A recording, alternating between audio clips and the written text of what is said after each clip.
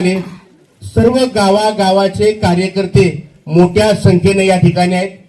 प्रचार दौऱ्याचा आजचा हा तिसरा दिवस आहे।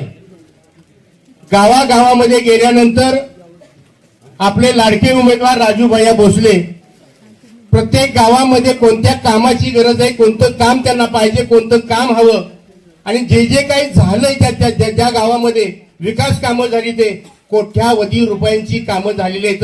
हे खरं म्हटलं तर श्रीमंत छत्रपती उदयनराजे भोसले खासदार साहेब आता ते महाराष्ट्र राज्याचे सार्वजनिक बांधकाम मंत्री आपले सर्वांचे लाडके छत्रपती शिवेंद्रसिंह राजे भोसले यांच्या माध्यमातून राजू भाईंनी या विभागाचा दुर्गम भाग आहे, मागासलेला भाग आहे, या भागाचा मोठ्या प्रमाणात विकास केला।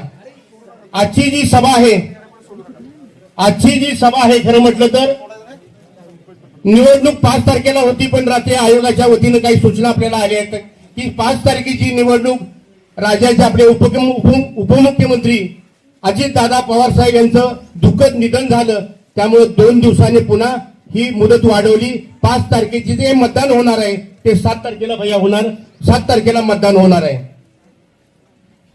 या ठिकाणी मतदानाची मला खात्री आहे की वेणेकोल गाव आहे, अशी सर्वच गाव आहेत की एकजुटीनं एक साथीनं एका विचारानं भैयांच्या पाठीमागं, बापूंच्या पाठीमागं आणि शोभाताईच्या पाठीमागं भक्कमपणे उभे आहेत। आम्ही जिल्ह्यामध्ये अनेक उमेदवार मला माहिती आहे, अनेक उमेदवारांना तिकिटी मिळवण्यासाठी खालीवर काही गोष्टी झाल्या, परंतु सर्वात पहिली तिकीट कुणाची फायनल झाली असेल तर ती भैयांची झाली होती आणि आम्ही सगळ्यांनी त्याला मान्यता दिली होती की जिल्हा परिषदला भैयाला आमची सगळ्यांची मान्यता, कारण विकासाकडे सगळेजण बघतात आणि सगळ्यांच्या बरोबर राहणारा एक आणि सगळ्यात महत्वाचं बाबांचा विश्वास प्रचंड असणारा नेता आपल्या परळी भागाचा। मी बऱ्याच वेळा म्हणतो की बाहेरचा एखादा कार्यकर्ता मोठा झाला आणि तो राजांच्या जवळ असेल तर आपल्याला त्याचा काय फायदा नाही, पण आपल्या जवळचा जर एखादा कार्यकर्ता जर मोठा असेल तर आपल्याला त्याला हाताला धरून काम करता येते, असे आदरणीय राजूभाई भोसले।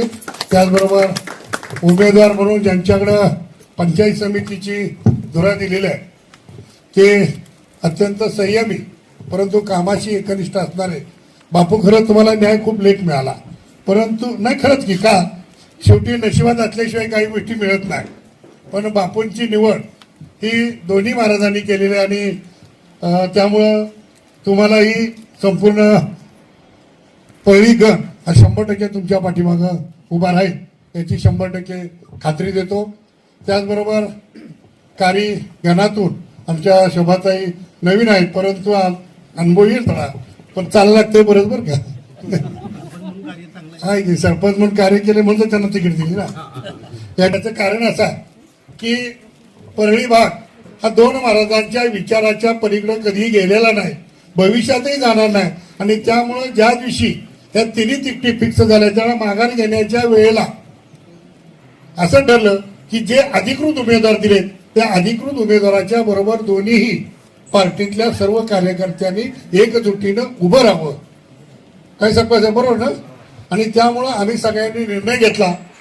या ठिकाणी काही पत्रकार बंधू सुद्धा आमचे या ठिकाणी आहेत। आमचा पूर्ण भारतीय जनता पार्टीची सत्ता असल्यामुळं सत्तेतूनच कामं होणार आहे, सत्तेपुढं शहाणपण नसतं, त्यामुळे भविष्य काळामध्ये आपण आपल्या परळी विभागाच्या नेत्याला जिल्हा परिषदमध्ये उपाध्यक्षपदी बसवण्यासाठी जेवढं जास्तीत जास्त मतांना खरं आमचं बिनविरोधच करायचं चाललं होतं, परंतु काही तांत्रिक अडचणी आल्या, नाहीतर आपण जिल्ह्यालाच नव्हे तर राज्याला आपण दिशा देणार होतो की राजू भैया हा परळी भागातून बिनविरोध निवडून आले, परंतु जरी बिनविरोध झाले नसले तरी सुद्धा उच्चांकी मतानं परळी भागाने त्यांना निवडून दिलं हे आपण सगळ्यांनी दाखवूया आणि येत्या 7 तारखेला आपण कमळ या चिन्हासमोरील बटन दाबून भरघोस मताने विजय कराल अशा पद्धतीची अपेक्षा व्यक्त करतो। आणि तुमचं पहिल्या सभेत ठरवलं होतं की निवडणूक झालीच पाहिजे।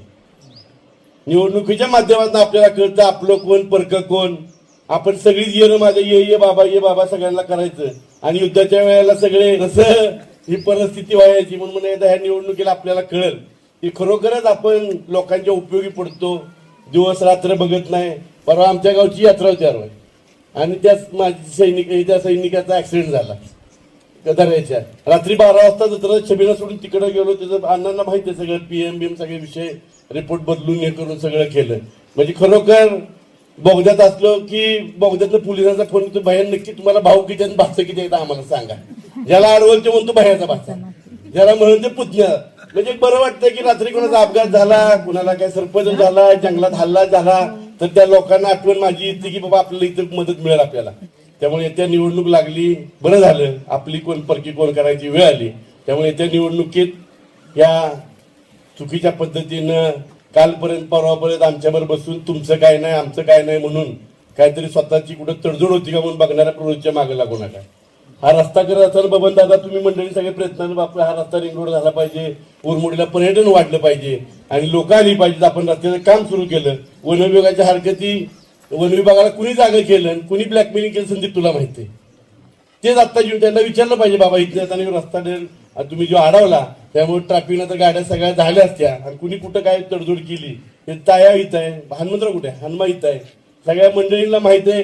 पण हरकत नाही, सरकार आपलं आहे, अरे सत्ता आपले, त्यामुळे त्याची सुद्धा आपण परवानगी पण आणि तोही रस्ता आपण पूर्णतः लोकांच्या नाकावर टिचून करणार आहे. त्यामुळे ह्या लोकांना फक्त आल्यानंतर विचारलं पाहिजे की हे सगळं करत असताना तुम्ही कुठं होता आणि काय या भानगडी केल्या.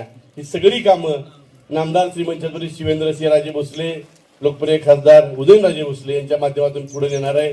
पुनर्वसनाचा प्रश्न वेणेकोलचा आहे. काही लोकांचं 50-50% पॅकेज आहे, काही लोकांचं जमिनीची मागणी आहे. जमिनीची मागणी तर आता अमोल पूर्णतच गेली आहे. ही सुद्धा फाईल आपल्या जागेडे म्हणली आता ह्यांच्या सहीला गेली. अजितदादांची सही या फाईलवर झाली नियोजनची, ज्या आज आपल्यात नाहीत त्यांनी सुद्धा आशीर्वाद हा त्या पुनर्वसन वेणेकोलला दिली. जी फाईल सुद्धा आता आचारसंहिता संपली की आपण तेही मार्गी लावणार आहे. त्यामुळे विकास कामं काय असेल ते सत्ता आपले आहे, सरकार आपलं आहे, सगळी कामं होणार आहेत. परंतु त्यांनी विश्वास ज्यांनी आमच्यावर महाराजांनी देऊन टाकलाय त्या विश्वासात पात्र होण्यासाठी आपल्या गावचं 100% मतदान मला होणार आहे. माहिती काय हरकत नाही, मला वेणुगोल माझा पूर्ण विश्वास आहे. वेणुगोलचं सगळं मतदान होणार आहे. फक्त इकडं तिकडं एखादी दोन संधीत जाऊन जसं लोकसभेला विधानसभेला आपण केलं त्याच पद्धतीने मला आणि बापूंना आमच्या विजयात आपला सिंहाचा वाटा असा विनंती करायला आम्ही इथं आलोय. परत